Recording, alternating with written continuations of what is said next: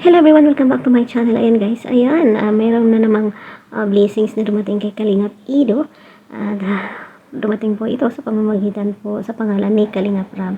Ayan, panoorin po natin ang live ni Kalingap Rab. Ayan, nandun po tayo sa kanyang live. Hindi po tayo makapag-comment kasi busy nga po tayo sa trabaho. Minsan nagko-comment naman tayo, pero ayun, sa dami nga ng mga nanonood, ang bilis ng comment, tumatakbo. Ayan. So guys, ayan, si Kalingap Ido ay meron pong natanggap na 250,000 pesos pesos.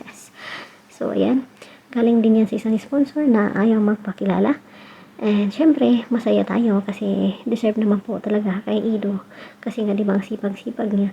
At napakabait naman pong tao.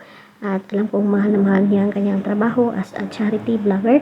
So, ayan, may pandagdag na naman siya sa kanyang mga beneficiaries. Kasi sinishare naman niya ang blessings sa kanyang mga beneficiary.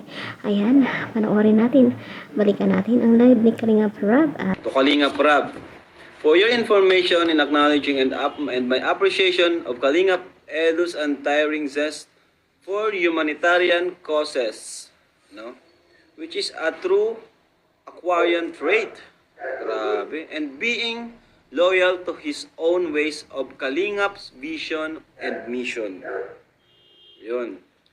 I am giving Philippine peso 250,000 to him. Grabe. Grabe, ano? 250,000 para kay Edu. May this gift help him financially. He might know me, but I hope that he will keep me anonymous. So, ayan, ito.